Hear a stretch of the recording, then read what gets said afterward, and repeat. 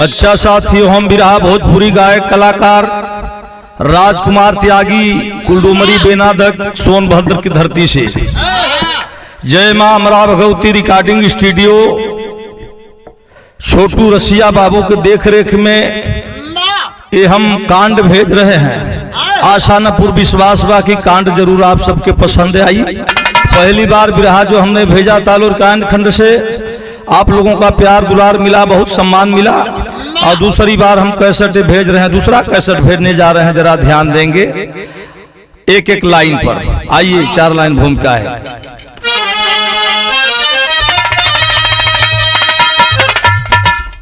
चंदन से शीतल अनल से ज्वालन, शिल गंगा से पावन पवित्र है नारी, हो करके पावन या पावन कहती, जब तिरिया चरित्र दिखाती है नारी, कभी कालिका काम यज्ञनी बुझाती,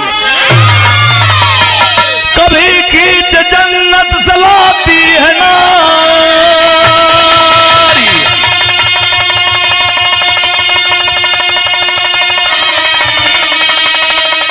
जगदीश जीवन मरण जिनका हाथे, कर्म दर दर की ठोकर खिलाती है नारी।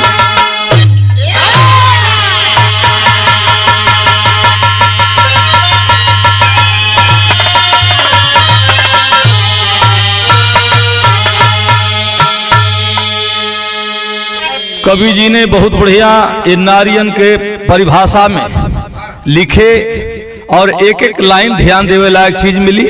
बड़ी पुरान कव्वाली लगल मास्टर बाबू, कौन लगल है देखा।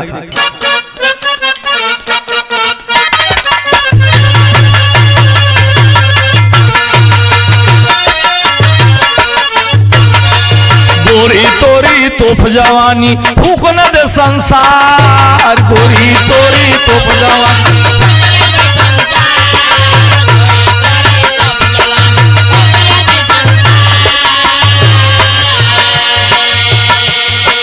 गोरी तोरी तोप जवानी फूक न दे संसार, आगे से कश्मीर लगेला पीछे से बंगाल, मेरी जान धीरे चलो, मेरी जान धीरे चलो, मेरी जान धीरे चलो, मेरी जान धीरे।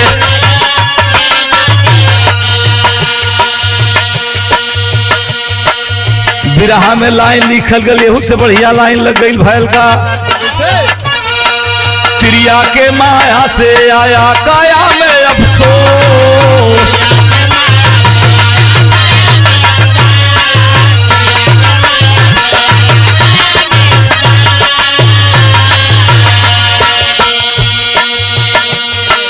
तिरिया के माया से आया काया में अफसोस, रखना पाँव संभल के यारो कुदरत है अब दोष, जोश में होश न खोना, जोश में होश न खोना, जोश में होश न खोना, जोश में होश न खोना।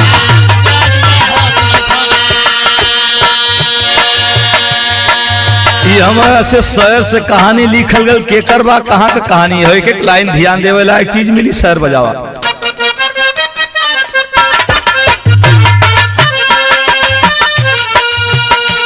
अपने कर्म के फल को भोगता जहान है,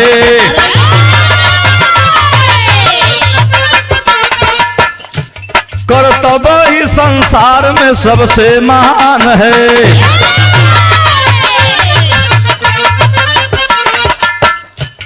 इंदौर में रहता था एक वैश्य पुराना, साधु समाज सेवा की दीवानी जनाना,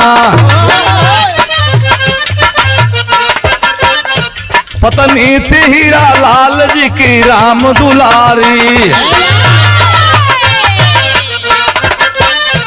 मंदिर में श्री राम को जाती थी बिचारी, 28 मार्च रहल नवमी की रात को, करने के रचना गई वह पुत्र चाह को, करने के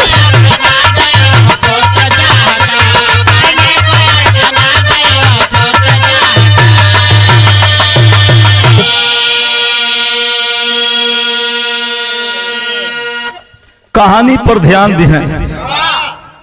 एमपी में इंदौर जिला मड़ी गांव के रहे वाले हीरा लाल, जिकरे परिवार का नाम बतावल गल राम दुलारी। ए बाबू शादी ब्याह कैले लगभग 12-13 वर्ष का समय गुजर गया रहल, एको बेटी बेटा पैदा नहीं भई रहला। राम दुलारी सुबह शाम प्रतिदिन अपन आरती नहाए धोए स्नान करें, लेके आरती का थाली चल जाए। बगल में श्री राम का मंदिर रहल, घर से थोड़ा दूर पर मंदिर रहल, मंदिरवा में जाके आरती उतारें, पूजा करें, एक बाद आवे तो भोजन पानी करें। ए बाबू ऐसा करत 12-13 वर्ष का समय गुजर कर रहल। हीरा लाल वह चौकीदारी पद का नौकरी करते थे, चौकीदार का नौकरी। आखिर बाबूजी वह ठीक नवरात्र के नवमी के शाम 7 बजे वह आरती का थाली सजा करके उस मंदिर में गई। राम दुलारी जाकर के जब उस मूर्ति का, श्री राम का मूर्ति के सामने वह आरती लेकर के उतार रही है, भजन गा रही है कि प्रभु इस दुनिया में हमें बहुत समय गुजर गया, आज हम में दुनिया में रहने योग्य नहीं है, आखिर आप एक तो मुझे कुछ दीजिए या लीजिए। कैसे दुनिया में मुंह दिखाऊंगी, आखिर दुनिया के लोग ताना महना मार रहे हैं। लगभग 12-13 वर्ष का समय गुजर गया, एक भी बेटी बेटा पैदा नहीं है। लेकिन का भजन का में बिरहा में गीत लगा।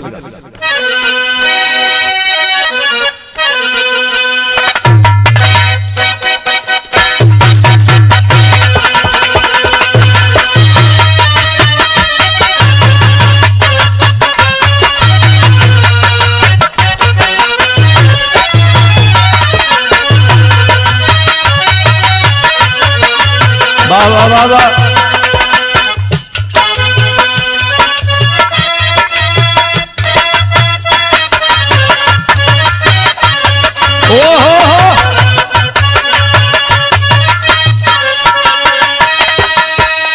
गीत वो है बजल।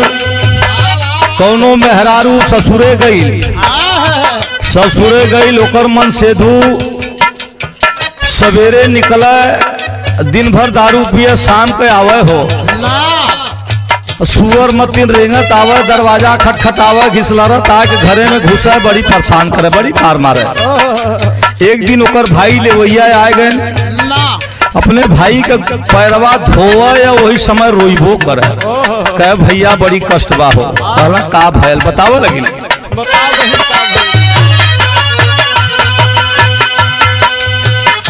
पहिले पहिले हम आईली गवानावा हो गई,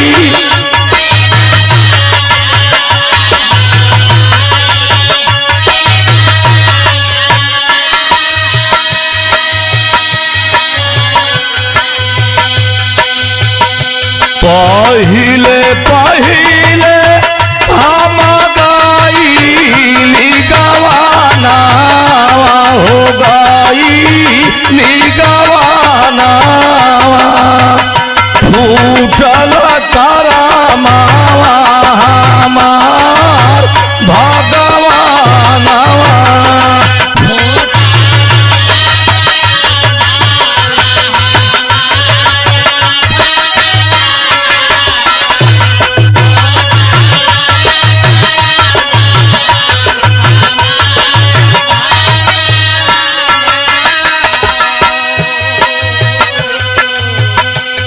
दूसरकी लैनिया में इशारा कैलस, बड़ की महलिया देख बियालाम भैया बीरान,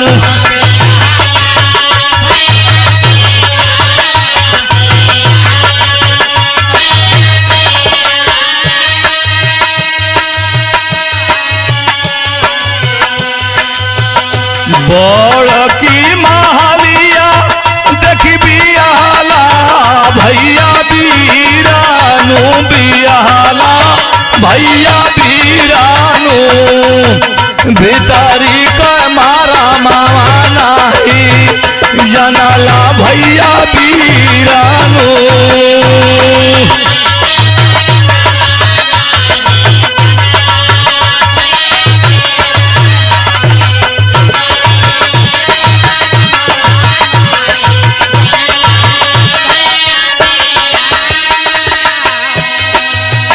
लेकिन बाबू हो, आरती का थाली लेके जब मूर्ति के सामने उतारे, पत्थर का मूर्ति रहल श्री राम का, वो मूर्ति बनाया गया था, मूर्ति के सामने आरती उतार रही है। का गाँव हो राम दुलारी? गावत भजनिया अली तोहारी सरानिया हो।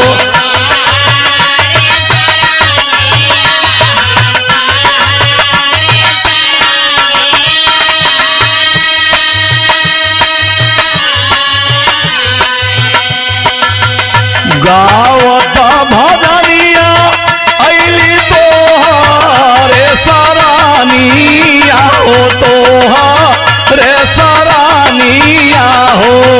खोली देता चारा का कोर हो गोसाइया।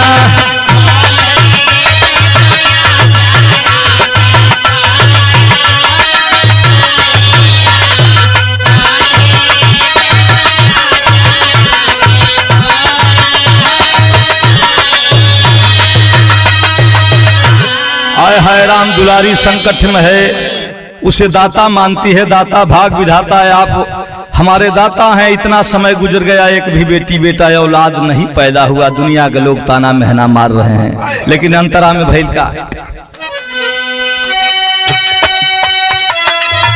बीतल कई बरिस नाही भाई लाला नावा।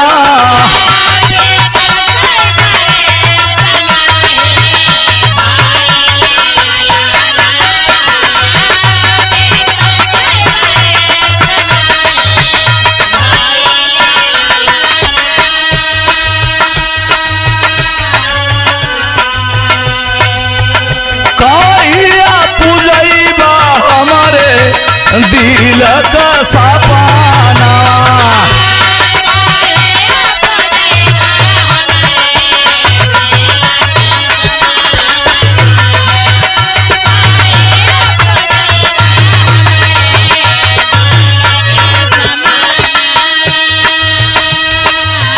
चूम के चारनिया लिखे दाता रानिया हो।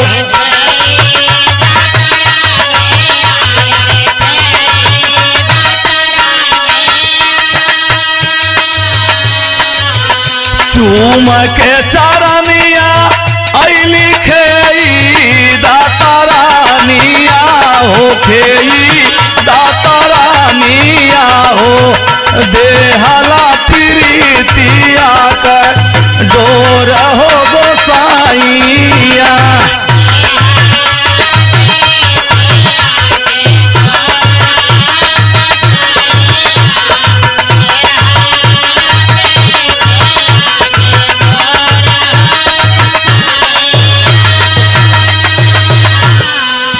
इतना ना बाबू हो, जब मूर्ति के सामने आरती जिस समय उतार रही थी, वो राम दुलारी तब तक कोई बगलिए में से बुढ़ा साधु लगभग 50 वर्ष का उम्र का वो था।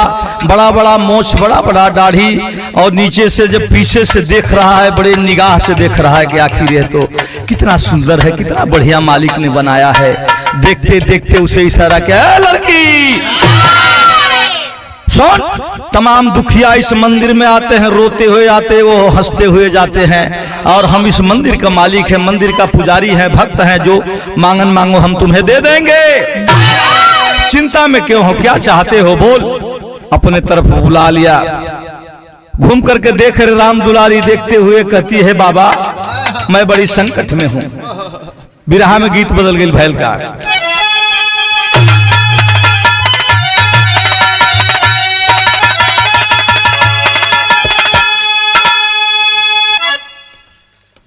सुन कैला राजा जी, अरे सुन कैला राजा जी, कचौड़ी गली सुन कैला राजा जी, तब मिर्जापुर का कैला गुलजार हो कचौड़ी गली सुन कैला राजा जी।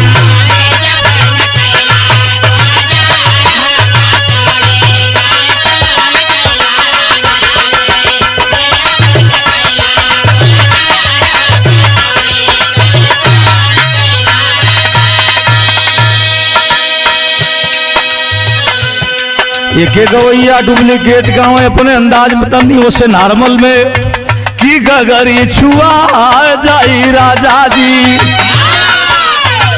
अरे गगरी छुई होके गगरी छुआई होके गगरी छुआ जाई राजा जी, पंडित जी धारा मावा नासाई जाई गगरी छुआ जाई।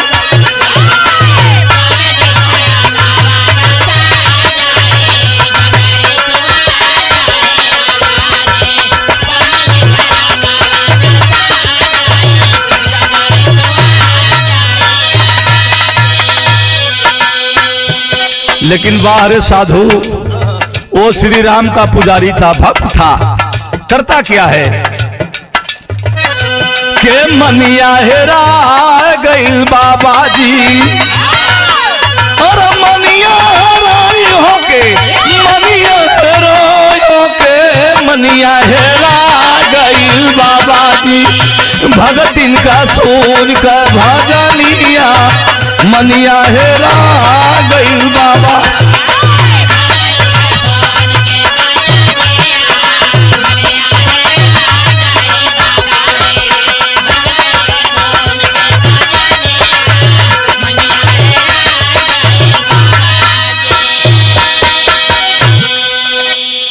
राम दुलारी को पास में बुलाए,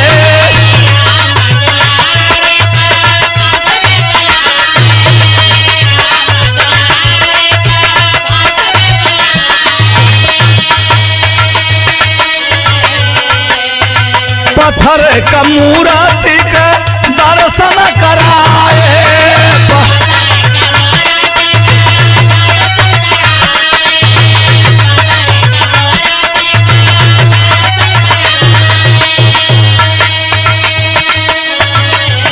और पत्थर का मूर्ति का दर्शन कराए हो मनिया हेरा गईल बाबा जी, देव चलवा तहबीज निशानिया मनिया हेरा गईल।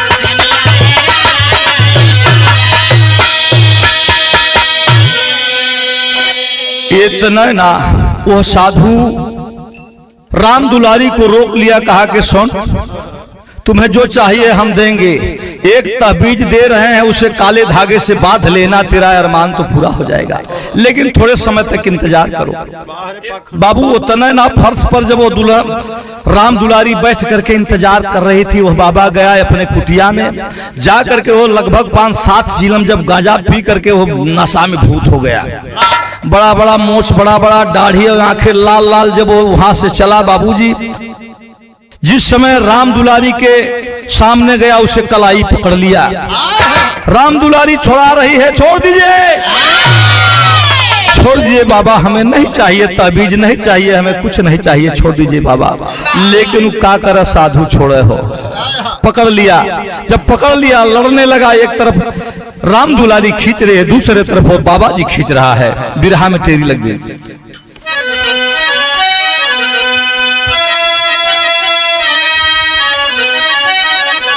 अरे मोरे राम मंदिर के माली प्याला पी गया, मंदिर का माली प्याला, वो मंदिर का माली प्याला पी गया, जहाँ सुधा धार वो बही खून का नाली नाली नाली।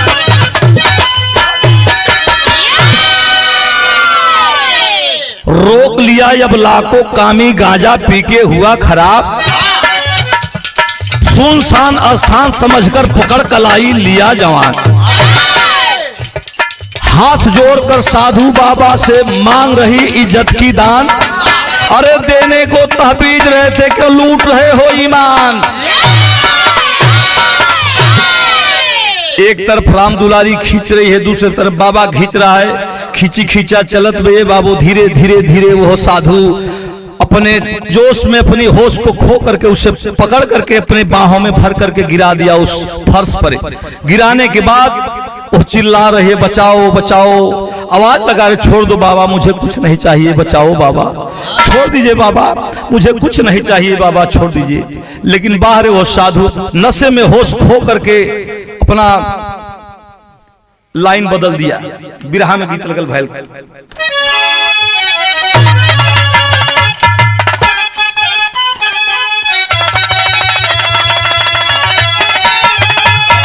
बाबा बाहर बड़ी पुरान गीत बा। अरे अगिला गए सैया, अगिला गए सैया, तोहरी नौकरिया गोटी कूला बिना, तर साला जियरा मोर ये गोटी कूला बिना।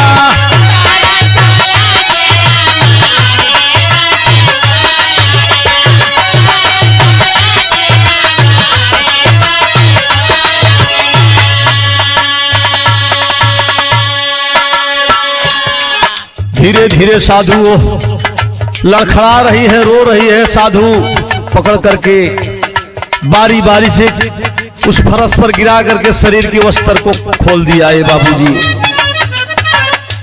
एक हाथ से दबाया है, दूसरे हाथ से उसकी वस्त्र को खोल दिया। लाइन लिखल गल भैल का। रो रही है कि बाबा इस दुनिया में हम किसके ऊपर भरोसा करें। साधु संत ऋषि मुनि महर्षियों की ही हाल है।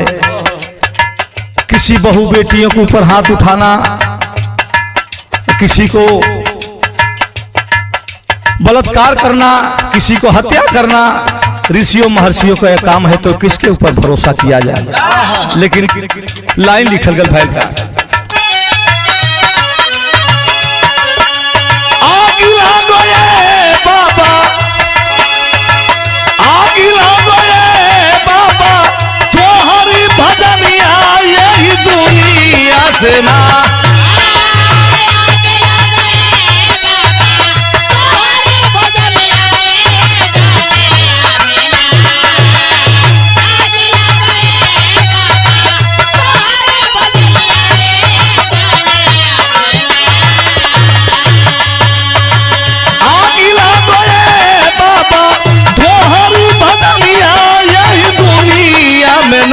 रूठी गई है विश्वास यही दुनिया से ना।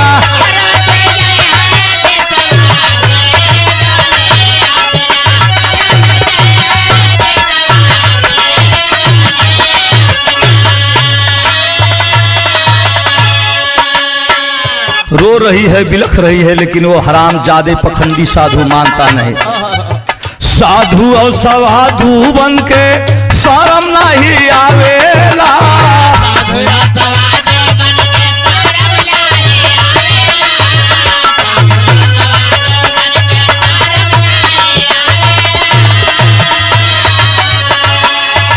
अबला के अबारू पर हाथवा उठावेला।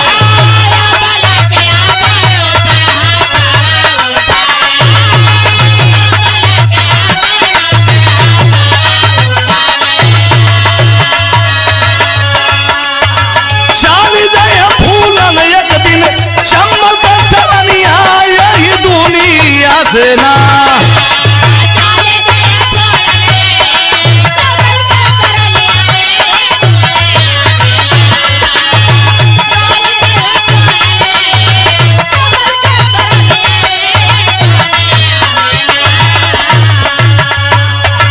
बादी जाए फूलन एक दिन चमक सरनिया यही दुनिया सेना। करी दिया सत्यानाश यही दुनिया से ना।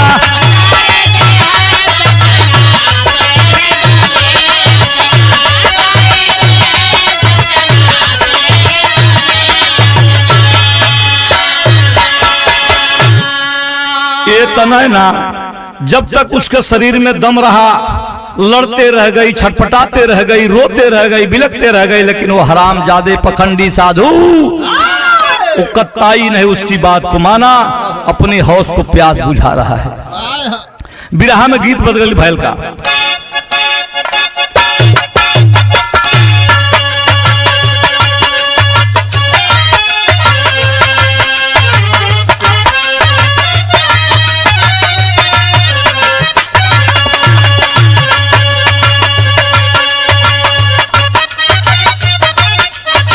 हाय हाय हाय रे, ये हमारे बल्ली उस्ताद के जवानी का गीत रहल। आज भी एक गीत के गा दिया बिरहियन के बस का नहीं बा। का गाँव है? झाझरी मारा हुआ दिन छा वही हमोरे बाबा हो, लगी हसा जाना माता घाम हो।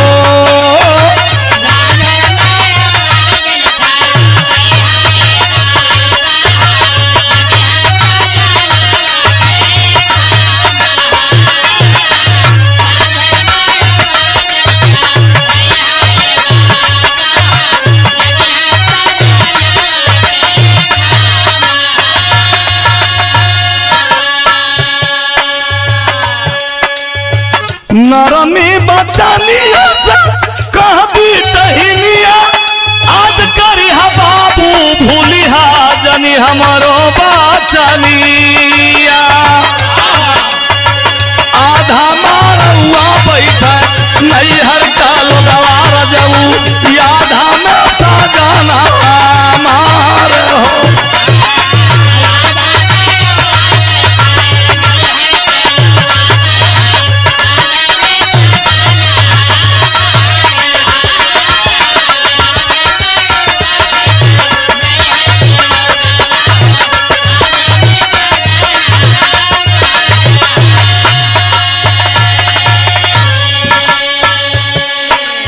लेकिन देखें बाबूजी, वो साधु अपने प्यास को बुझा रहा है, रो रही है, वह अबला चिल्ला रही है, लेकिन कोई सुनने वाला नहीं है उस रात्रि के समय। लेकिन या नारियाना, लेकिन या नारियाना सुना पुकारिया हो, अबला कारा तबागो हार हो।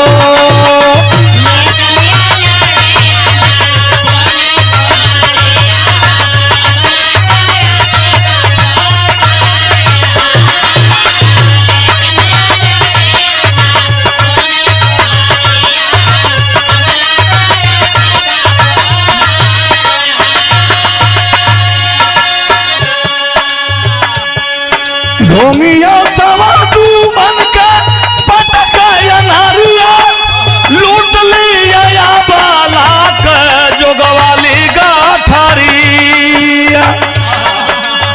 फेकली पूजानिया के थाल जोगिनिया हो, यसिया बहावत जाला धार हो।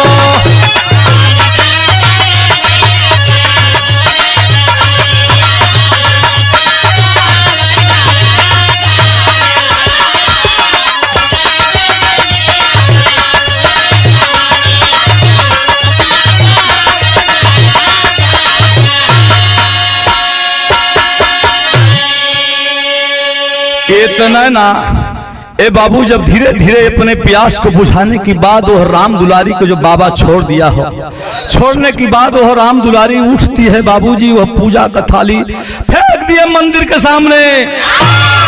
ले बाबा, इस दुनिया में तुम किसी बहू बेटियों को आबरू मर्यादा को लूट रहे हो, तुम साधु हो? साले कुत्ते की औलाद, हरामजादे कहीं का, तुम इस दुनिया में रहने लायक नहीं हो रे बाबा।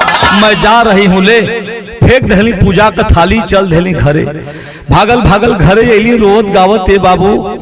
आय के पूरी दरवाजा लाक कैली, खिड़की दरवाजा लाक कैले के बाद जौने सेज पर सुहाग कच्छ रल, वही सेज मसहरी पर अपने बैठ के एक रजिस्टर लेके पाती लिखली। लिखली का लिखली? बिरहा में पापड़ अंदर भाव लिखल कर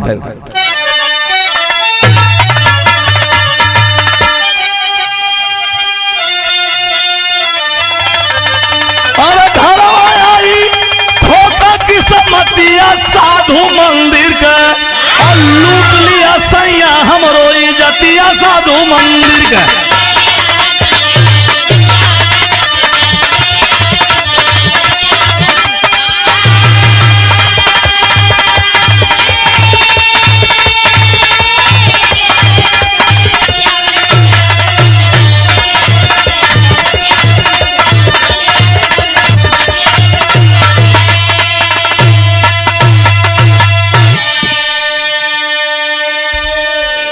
और लिखी पत्रिका मारू का हम बचली ना तोहर लायक हो और लूट लिया समत की थाती मंदिर का खलनायक हो। खत्म हो तो बात जीवन का विपतिया साधु मंदिर का और खाए जहर का मरी गईली और अतियो साधु मंदिर का। मसारी पे बैठ के कुल पाती लिखली के सैया इस दुनिया में कुछ बचल नहीं बा, तोहरे लायक हम ना रह गई। मंदिर के जौन साधु है बाबा है मेरा आबरू इज्जत को लूट लिया है, ये दुनिया से हम जात ही बाबा, ये दुनिया में न रह, ये दुनिया में सैया दुनिया से हम चलत हैं। अब हमरे आबरू मर्यादा का बदला जरूर ले लिया। लिख के सिरहने पाती धर ली, दो चार ठे रहल सल्फास के गोली खाए के सुतल रह गई। सवेरा हुआ जब हीरा लाल आए आकर के दरवाजा खटखटा रहे हैं, खोलो प्यारी क्यों सो रहे हो, इतनी समय तक क्यों सो रही हो, आखिर क्या है। चारों तरफ से लाख है दरवाजा खटखटा रहा, अब जिंदा रहे तब ने खोले। आखिर बाबूजी अगल बगल के कुछ लोग जुटे, दरवाजा तोड़ करके देख रहे हैं तो मरा हुआ लाश है सेज के ऊपर। दौड़ करके हीरा लाल उसे लाश को उठा करके रो रहे हैं, सहला रहे हैं, गोद में ले लिए कि प्यारी आखिर हमसे कौन गलती भइल, कौन कसूर भइल के दुनिया छोड़ कर चल देलू, हम आखिर कौने आरी लगत प्यारी, कैसे हम दुनिया में रह। रोवत हुआ यह कहत हुआ तब तक नजर पड़ गल पाती के वो पतिया लेके जब पढ़े लगना हो, अखिया से आंस गिरत रहल, करेजा फटे लगल। मछली काटे वाली बगल में छुरा रहल, लेके छुरवा दौड़े लगल वो मंदिर को। मंदिर के रोड जब दौड़े लगल तो तमाम अगल बगल के कुछ भाई लोग कल यार राम हीरा लाल तब पागल हो गल हो, दौड़त हो वहर, सुना भैया से पाछे पाछे कुल लागल हो, कावा भैया का करत हुआ, आखिर आवा सुना सुना सुना। ए बाबू आल्हा लगल बिरहा में।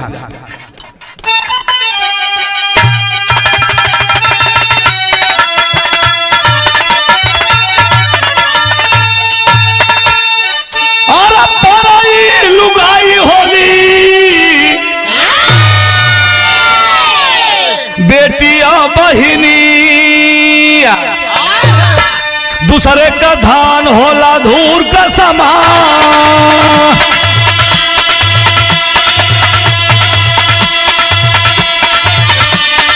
भोला जगा हीरा लाल दुलही का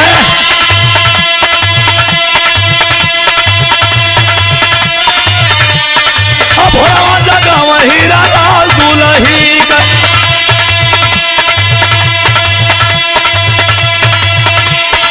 परला सिरहन मिली पातिया सुजा,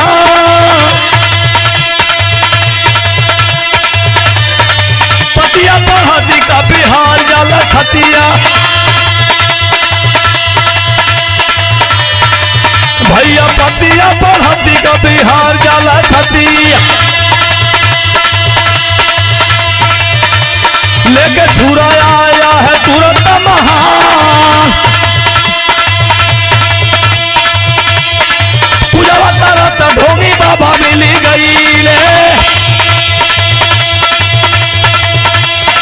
पूजा करत ढोंगी बाबा मिली गई ले। नारानी बचनिया से कहा सिनाता,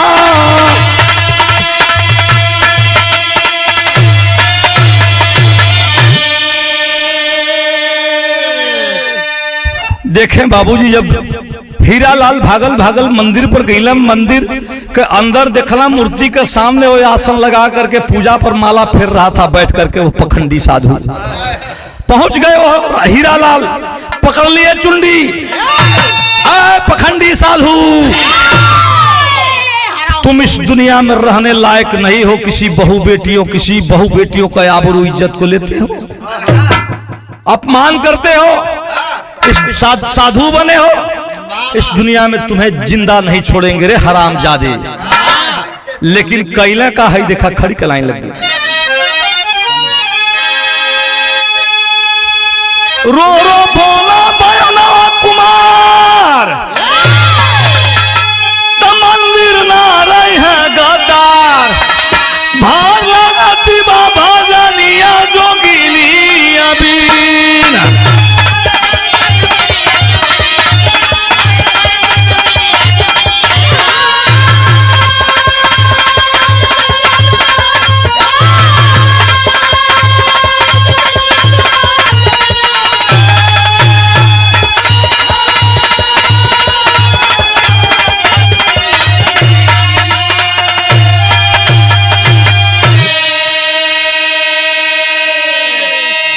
एक हाथ से वो साधु का चुंडी पकड़ा, दूसरी हाथ से वो छुरा लिया, इशारा करता है सीता जस नारी को पापी बेस्सा दिया बनाई, किया कलंकित गरुआ माथा चंदन तिलक लगाई, पाई रघुराई चरनिया जोगिनी अबीन।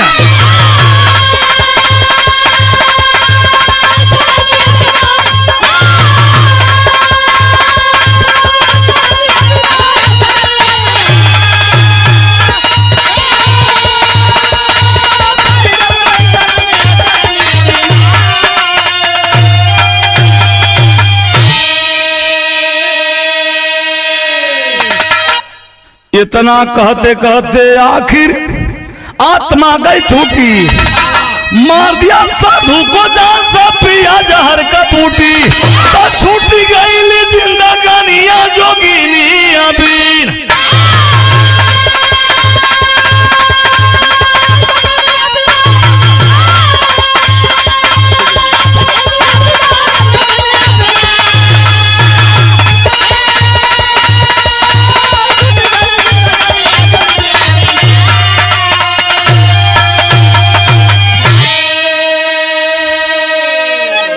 बाबा के एक हाथ में चुंडी पकड़ करके दूसरे हाथ से छुरा मरना, जब एक तरफ धर एक तरफ सर, अलग हो गया, कहानी समाप्त भइल। गुरु बिहारी गुरु गणेश रामलाल गुरु गाते, स्वर्ग बसे चंद्रिका कभी बच्चन को ज्ञान बताते, मोरे राम मंदिर का माली प्याला पी गया, गाता राजकुमार बिगड़ी ना कबहू खेला, मंदिर का माली